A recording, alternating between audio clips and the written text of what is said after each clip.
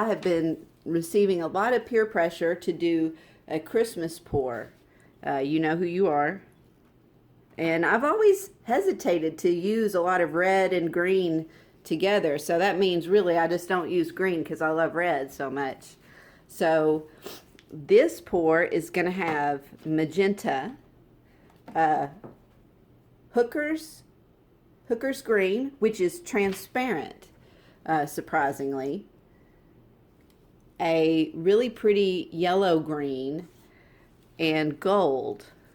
I want the majority of the color, like if there were going to be a major color, to be magenta and gold with hits of these two greens and a little bit of white. So that's what I'm going for. I'm going to see, you know, does it turn muddy? These are complementary, well, red and green, or magenta and green. Anyway, they are when they mix, they will turn brown. They desaturate each other and turn brown. So I'm going to do a few other things to try to prevent that. First, my paint mixture, if you've seen my videos on how I mix paint, I mix it pretty thick, and that helps keep the colors from mixing a whole lot. So that's one thing. The other thing is I'm going to pour the cup from gently, layering the colors on top of each other as opposed to pouring them from higher up. So when that happens, they dive down under each other and mix in the cup. I'm not going to do that. I'm going to layer them on top of each other. So I think that I should get good results, and I'm excited about these colors. And Mom, I'm going to have a great Christmas pour for you. I love you. I just poured a little bit of a cup there, and realized that I had not added the silicone to these colors. So I'm going to do that now. A couple of drops in each, no, 3 drops in each color, and then a decent stir, because I want some little cells. Oops. 1, 2, 3.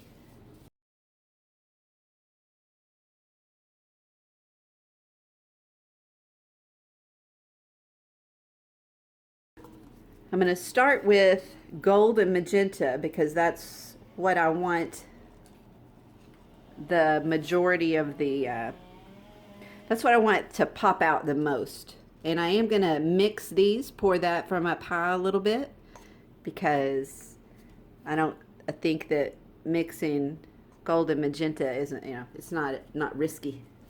It could be very pretty.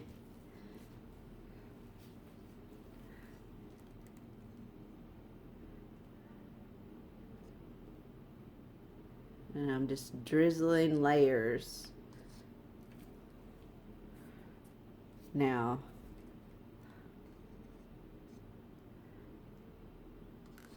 and I got to throw in some white because this is my only fully opaque color is white.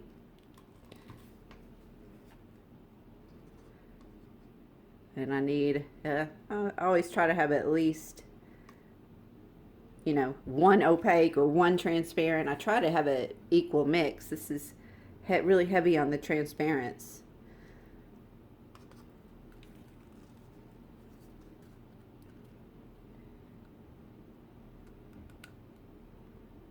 Hope this is enough paint.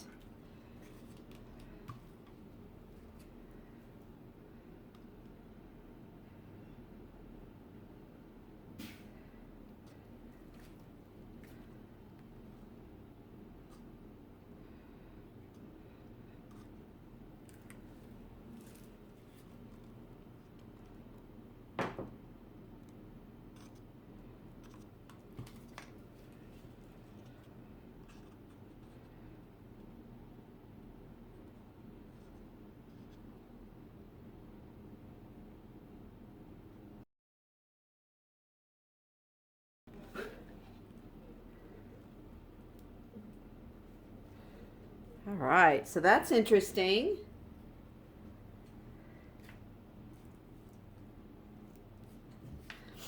It is going to be enough paint, I do believe.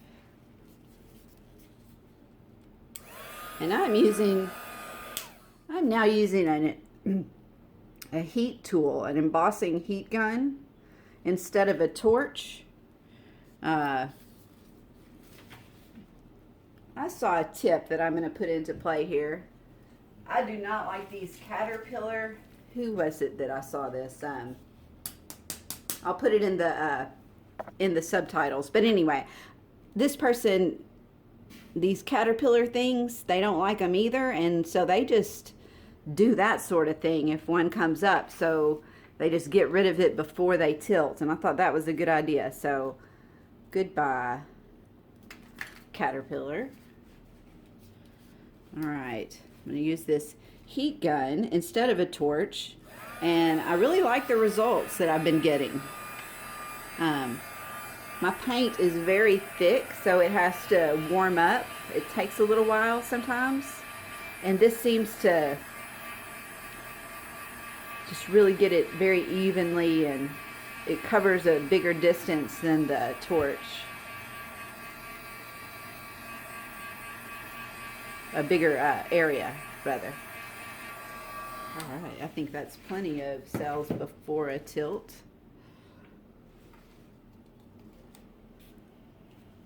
Let's look at it up close.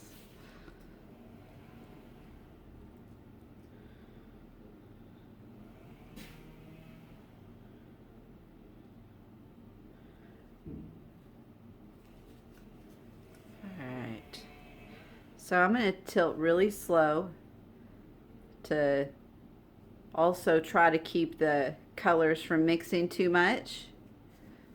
Another important thing if you're trying to avoid muddy colors is using enough paint. That cannot be stressed enough, because if you don't have enough paint, you have to stretch the paint further as you tilt it, and that causes colors to blend and become muddy. And I still have some blending here, but it's you know, I mean, they're just different colors. You know, it's not always a terrible thing. Sometimes, I mean, I think it's an important, good thing in most pours to get some desaturated colors to balance out really saturated colors. But this is not my favorite pour in the world, I will say.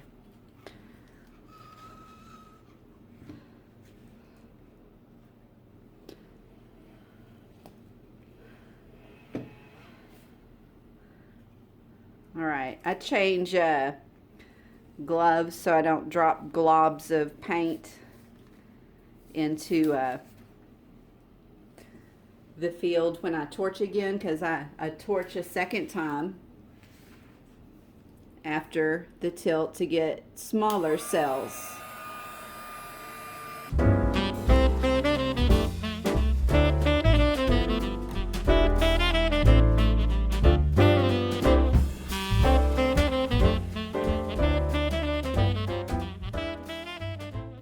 So when this dries, it might be I don't know, it's not terrible. It's not my favorite colors, but again, this was an experiment, so I'll take it down closer here. The golden magenta is pretty. I did not add that green. That's a mixed color. That iridescent blue-green that I love so much, I did not add that.